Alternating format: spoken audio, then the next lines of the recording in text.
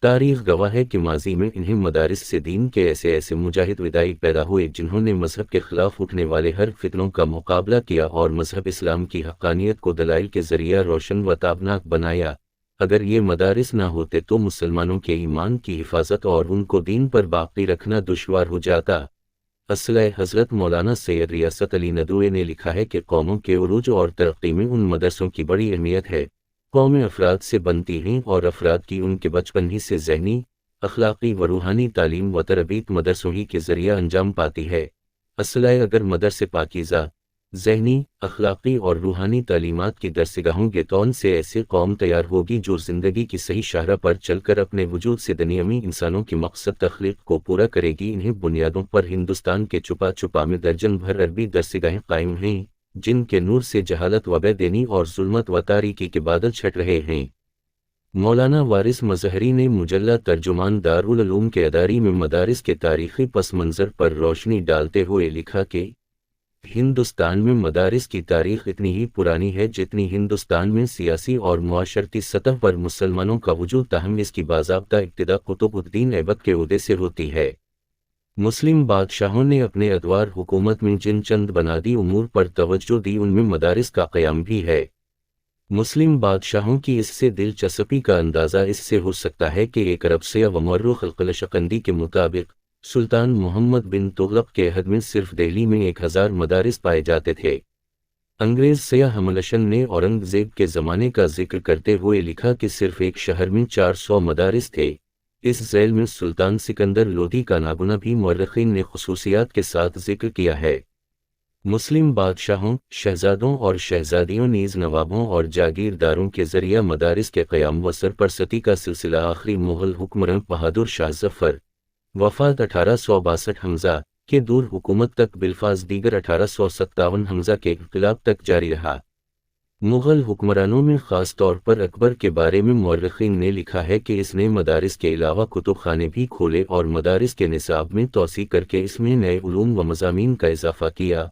اسی کے ساتھ غیر مسلموں کے لیے اس نے الگ سے بھی مدارس قائم کیے، تاہم حقیقت یہ ہے کہ ادھا وسطی کے ہندوستان میں بکثرت غیر مسلم ہندوستانی باشندوں کی بالخصوص تعلیم کا بھی ایک اہم ذریعہ یہ مدارس ہی تھے۔ اس کے ثبوت واضح طور پر ملتے ہیں۔ ان مدارس کے فارغین ہندوؤں میں سے باکمال لوگ اہم حکومتی عہدوں پر بھی فائز ہوتے تھے۔ خاص طور پر دور مغلیہ میں اکبر کی سرپرستی میں جو نظام تعلیم رائج و مستحکم ہوا اس میں اس کی کافی وافر گنجائش تھی۔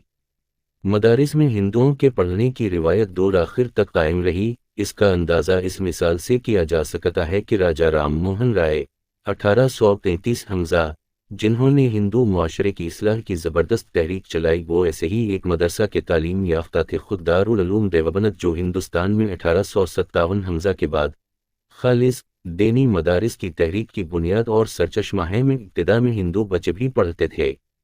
برصغیر ہند میں تعلیمی تفریق دینی ودنیاوی انگریزوں کی دین ہے۔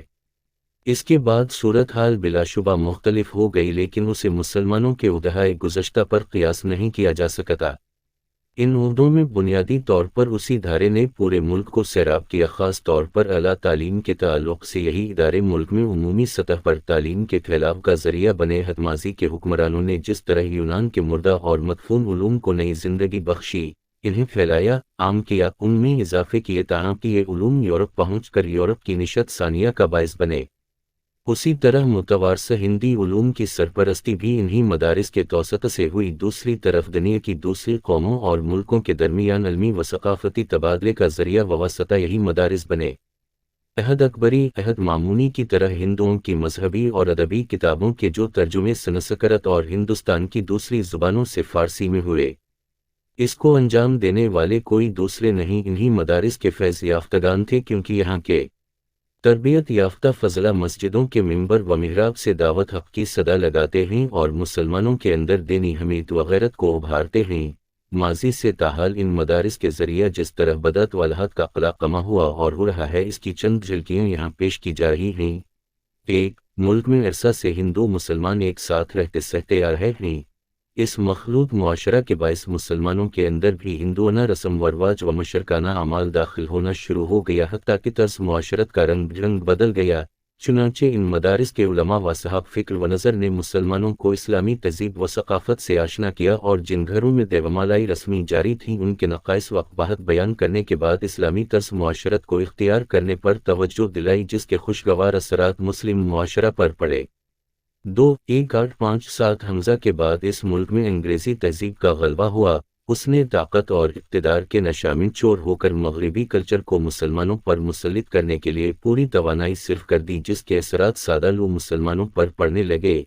इस सूरत-ए-हाल को बदलने के लिए इन्हें मदारिस के असहाब बसीरत उलमा मैदान अमल में उतरे और मुसलमानों को फ़िरंगी तहज़ीब के मसाइब से वाकिफ़ कर दिया। उन बुज़ुर्गों की कोशिशों के नतीजा में सैलाब बलाखिर के सुराग़ बिन हुए जिसके बायस अंग्रेज़ हुकूमत अपनी तहज़ीब को मुसलमानों में मकबूल आम बनाने में कामयाब न हो सकी। 3 अंग्रेज़ों ने गरीब मुसलमानों के ईमान पर डाका डालने के लिए मसीही पादरियों को आलाकार बनाया। इन पादरियों ने मुल्क के बाज़ ख़त्ों में मुसलमानों को उनके अपने मज़हब से दूर करने की कोशिशें शुरू कीं। इन फितना को रोकने के लिए उसी मदारिस के साहब फ़िक्र व नज़र उलमा सीना सिपर हो गए। पूरे मुल्क का दावती दौरा किया और जहाँ जहाँ मुसलमान इसके शिकार हो रहे थे उनके सामने इस्लामी हमीद को बेदार किया और कहना चाहिए कि मुसलमान इस फितना इर्तिदाद से महफूज हुए। 4 मुल्क के मुख्तलिफ दीनी इलाक़ों में एरियाई समाज ने गैर मुस्लिमों की मुआवनत व हमायत में मुसलमानों को मुर्तद बनाने के लिए शदीद तहरीक चलाई जो एक बड़े फितना की शक्ल में नमूदार हुई। बाज़ हिंदू सभा के लीडरों ने ऐलान किया कि अगर मुसलमान समझाने बुझाने और नरमी वाश्ती से शुद्ध न हुए तो जबर वक़ूत से उनको हिंदू बनाया जाएगा। इसके खिलाफ असहाब मदारिस उठ खड़े हुए और पूरे हिंदुस्तान में फैल गए और दावत व तबलीग के ज़रिए लड़खड़ाते मुसलमानों के कदमों को जमाया और उनके ईमान यकीन में पख्तगी पैदा की। 5 अंग्रेज़ों ने एक सोची समझी साजिश के तहत इस्लामी शायर को निशाना बनाया और मुसलमानों में ही कुछ ऐसे लोगों को खड़ा कर दिया जो बज़ाहिर इस्लाम का नाम लेकर इस्लाम ही के शायर और मजहबी एतिक़ादात पर ज़रब लगाते थे। उलमा दीन इसके खिलाफ सीना सिपर हो गए और इस्लामी शायर की अहमियत से मुसलमानों को वाकिफ़ कराया। बुजुर्गान दीन की ही कोशिशों का नतीजा है कि अंग्रेज़ अपने मकसद व तदबीर में कामयाब न हो सके। 6 जब अंग्रेज़ों के सारे हरबे बेकार साबित होते रहे तो उसने मग़रिबी मुसन्निफ़ीन से इस्लाम के ख़िलाफ़ किताबें और मज़ामीन लिखवाने शुरू किए ताकि मुसलमान का अक़ीदा तौहीद मुतज़लज़ल हो जाए। उनके इस बातिल नज़रे के ख़िलाफ़ अकाबर उलमा मदारिस ने तहरीर व तक़रीर के ज़रिए जवाब दिया, किताबचे और रसाइल तब कराए। अल्लाह के फ़ज़ल विक्रम से उन उलमा की काविशों के नतीजा में मुसलमानों का नूर ईमान महफूज रहा। 7 मदारिस दीनिया के फ़ज़ला और असहाब इल्म व फ़ज़ल से ही हमारी मस्जिदें आबाद हैं। शहर से लेकर देहात व क़स्बात तक जिस कदर लोग इस्लाम से आशना हैं सब इन्हीं मदारिस का फैज़ है। इन मदारिस से इल्म दीन का जो नूर फैला इससे मुआशरा बदला और मुसलमानों में इस्लामी हयात के आसार नुमायाँ हुए। 8 उर्दू ज़बान हमारा मिली व तहज़ीबी वर्सा है। इस्लामी उलूम की मुख्तलिफ शाखों में बहुत बड़ा तसनीफ़ी ज़ख़ीरा उर्दू में है जो उर्दू व फ़ारसी के अलावा और किसी ज़बान में नहीं मिल सकती। असल तहज़ीबी हैसियत से मुसलमानों को इससे जज्बाती लगाव भी है और तारीख़ गवाह है कि कौमों की ज़िंदगी में तहज़ीबी असासा की हिफाजत इसकी तरक्की की ज़ामिन होती है और अल्लाह का फ़ज़ल विक्रम है कि मदारिस के ज़रिए उसकी हिफाजत व सियनत का बड़ा काम अंजाम पा रहा है।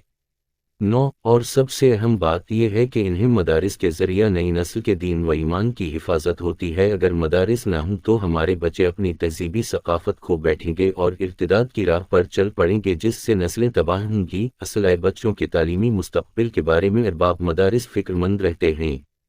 10 नई कौमी तालीमी ने मुल्क के सेक्युलर ढांचा को मुतज़लज़ल कर दिया है। उसका बुनियादी मकसद यही है कि किसी तरह मुसलमानों को इस्लामी ज़िंदगी से दूर कर दिया जाए।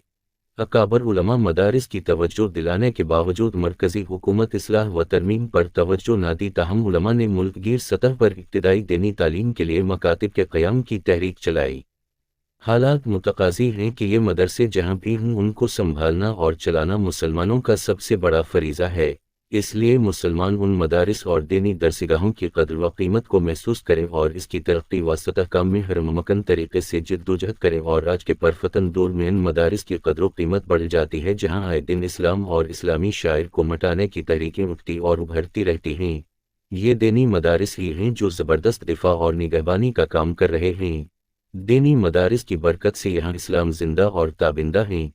स्पेन पर सदियों तक मुसलमानों की हुकूमत रही मगर जैसे ही हुकूमत मुसलमानों के हाथों से निकली वहाँ से मुसलमानों का वजूद ख़त्म हो गया। उसकी वजह यही है कि वहाँ दीनी मदारिस का कोई निज़ाम न था। اللہ کے فضل وکرم سے ہمارے ملک میں مدارس کا جال پھیلا ہوا ہے جس کی حفاظت و نگہداشت کی ذمہ داری امت مسلمہ پر عائد ہوتی ہے۔ اس لیے جس جگہ مکاتب و مدارس قائم نہیں ہیں وہاں اس نظام کو رائج کریں، دینی تعلیم کی تحریک چلائیں اور ہر مسجد کو تعلیم کا مرکز بنا کر بچوں کی دینی و اخلاقی تربیت سے آراستہ کریں اور اس بات کی کوشش کریں کہ ہمارا کوئی گاؤں اور محلہ معیاری مکتب سے خالی نہ ہو۔ مشکلیں کچھ بھی نہیں، عزم جمع کے آگے حوصلے آہنی دیوار گرا دیتے ہیں۔ قدیم زمانے میں تعلیم کے لیے مساجد کو مرکز بنایا جاتا تھا، ان کے وسیع صحن کے دائیں بائیں کمرے بنوائے جاتے تھے جو تعلیم گاہ بھی ہوتے تھے اور طلباء کے لیے اقامت گاہ بھی۔ آج بھی ماضی کے تجربات سے فائدہ اٹھایا جا سکتا ہے کہ مساجد کو تعلیم و تعلیم کا مرکز بنایا جائے۔